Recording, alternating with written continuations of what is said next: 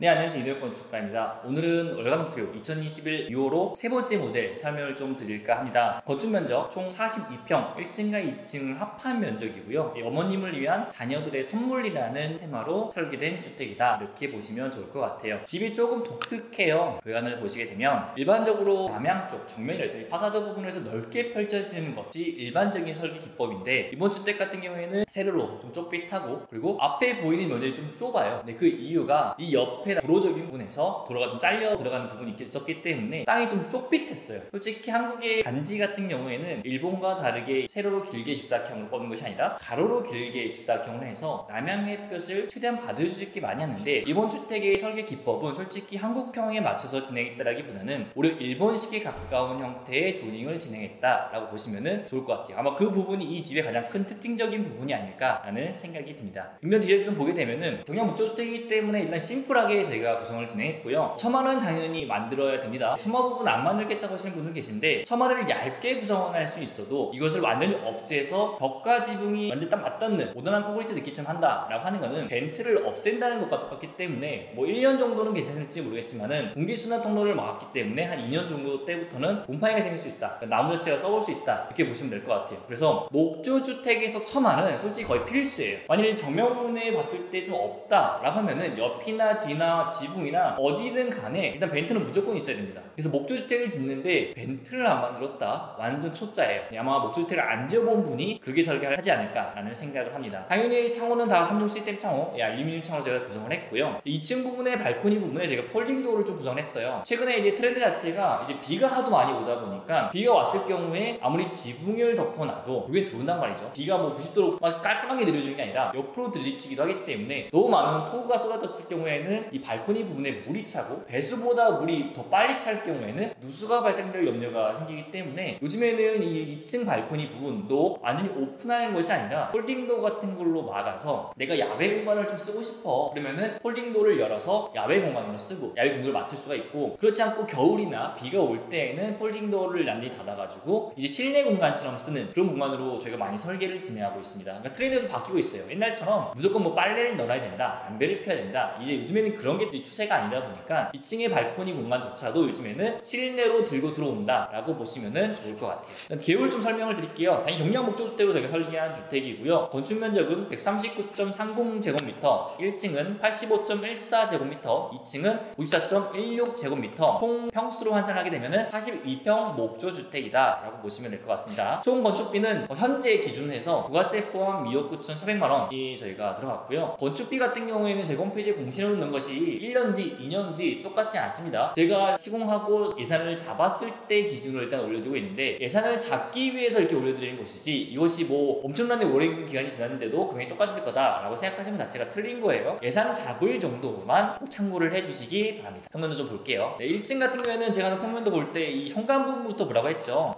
땅부터 보는 게 아니에요. 현관에 들어와서 정확히 동선을 봐야 돼요. 계단을 어떻게 배치를 했는지, 안방을 어떻게 배치했는지, 거실과 주방을 어떻게 시각적으로 오픈했는지 같은 것을 보시게 되면 건축가가 어떤 것들을 중점으로 설계를 진행했구나 라는 것을 쉽게 파악하실 수가 있습니다. 일단 현관에 들어왔을 때 개방감이 느껴지려 하면 거실과 주방이 일단 무조건 오픈돼야 돼요. 뭐 안방이나 계단실이나 화장실 같은 경우에는 어쩔 수 없이 프라이빗한 공간이기 때문에 벽이 쳐질 수밖에 없어요. 이런 공간을 한쪽에 몰고 나머지 벽을 치지 않아도 되는 공간을 완전히 오픈 스페이스로 구성을 해야지만이 보통 60평 미만의 소형주택에서 답답함이 없을 거예요. 그러니까 아파트 같은 경우를 보게 되면은 현관에서 무조건 거실로 갑니다. 거실에서 뿌려줘요. 그러니까 복도라는 데드 스페이스가 거의 없습니다. 하지만 전원주택에서는 이 데드 스페이스 제로 베이스 만들 수 없어요. 계단실조차도 데드 스페이스니까요. 그러니까 어쩔 수 없는 것은 최소한의 동선으로 짧게 구성을 하고, 나머지 공간들을 오픈 스페이스로 최대한 많은 면적을 활동 공간으로 만들어준다 라고 생각하시고 설계를 해야지만이 낭비되는 공간이 많이 없어요. 자, 이제 2층에 올라오게 되면은 바로 앞에 화장실이 있고요. 옆에는 이제 가족실이라고 불리는 공간을 만들어 놨고, 왼쪽에는 말씀드렸던 내 공간인 이제 발코니 공간이 있는데, 이 발코니 공간은 실질적으로는 실내 공간이에요. 왜냐면은 폴딩도어 자체도 제가 단열 성능이 포함된 폴딩도어를 설치를 했거든요. 일반 상가에 쓰는 게 아니에요. 단열 성능이 들어간 폴딩도어 썼기 때문에 겨울에도 따뜻함을 유지할 수가 있어요. 물론 발코니에는 난방 안 들어갑니다. 발코니에도 뭐 엑셀배가 넣어달라고 하시는 분도 계신데 넣을 수도 있지만, 넣게 되면은 온도차 때문에 결로가 생겨버려요. 그래서 보통 또는 발코니 같은 경우에는 난방비를 넣지 않는다, 이렇게 보시면 될 것 같아요. 그래서